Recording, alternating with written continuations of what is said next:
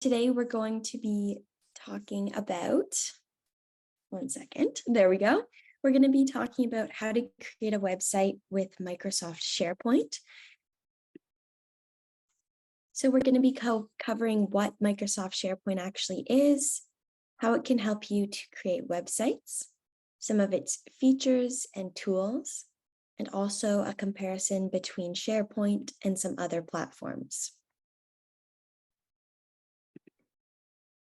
So to begin, Microsoft SharePoint is a browser-based collaboration and document management platform, and it's run by the company called Microsoft. In addition, it allows groups to set up a centralized, password-protected website or space for document sharing. So in that way, it's very collaborative. And it allows documents to be stored, downloaded, and edited, and then uploaded to then continue sharing the documents.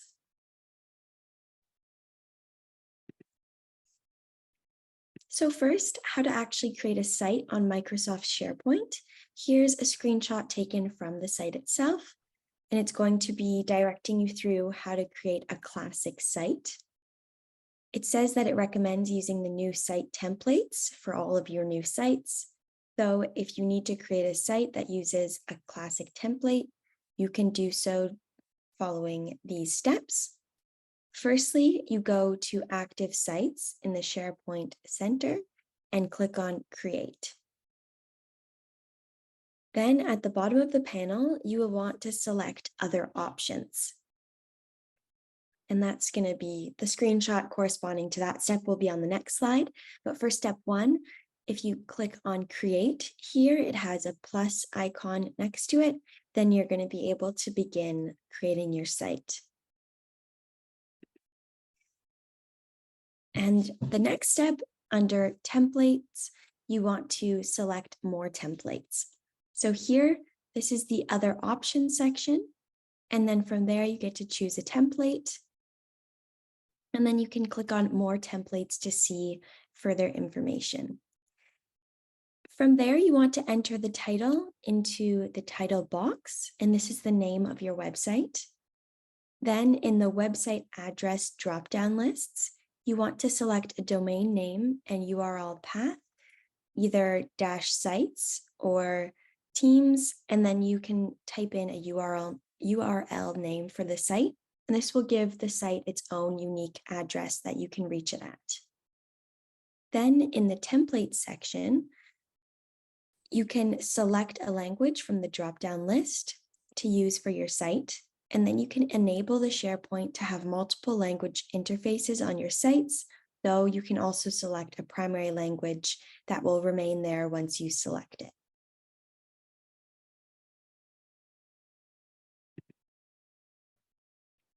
So a bit more information in terms of the templates. In the template selection section, underneath of Select a Template, you can choose the template that most closely describes and corresponds to the purpose of your site.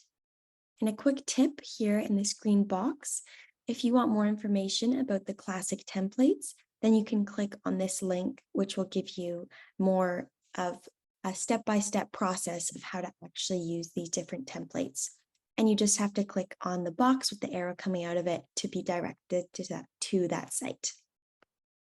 Then in the time zone box, you want to click on the time zone that is appropriate for the location of the site. So for example, if you and a group of colleagues are working in a specific province, then that would be the main time zone that you want to be using.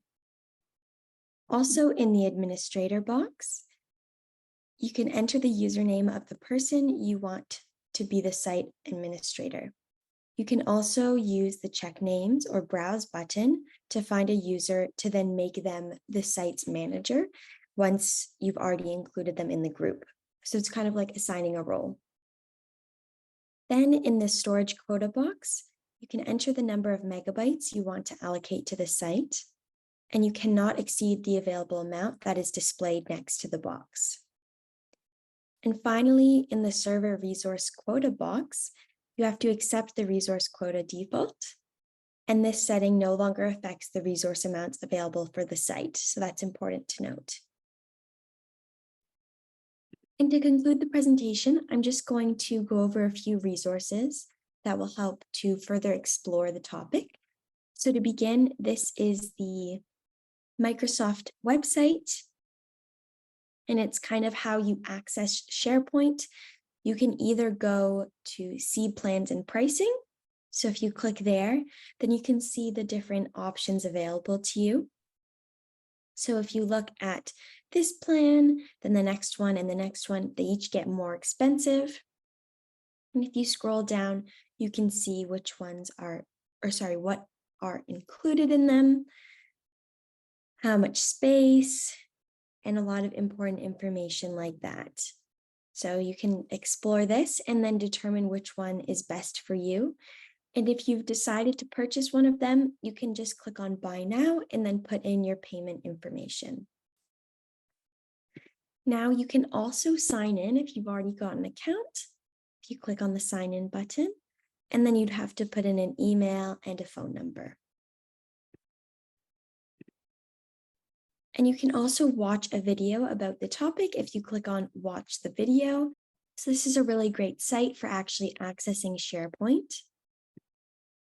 Another resource is kind of a site that helps you to understand mainly different definitions of things that we see online. So this is called Intelligent Information Management Glossary. And this specific article that we've provided actually speaks about SharePoint itself and lots of different kind of information, like such as what SharePoint actually is. Lots of extra links if you want to look into that, so you can get some more information on the platform here. And finally, you can actually go to Microsoft to learn more about how to create a site and kind of get a few different steps of how to actually go through it. If you're having some trouble with a certain step, or you're not sure how to advance in creating your site, then they've got a very helpful website here that you can just follow along with. And they've got great visuals as well to help you better understand. And yeah, so you can just scroll through this site if you want to have something to kind of follow along with, or a sort of instructional manual to base your creation off of. So that does conclude the presentation. We want to thank you so much for listening. And as always, if you'd like to learn this lesson with a Cyber Seniors mentor, you can go to our website or call our phone number to register for a one-on-one session.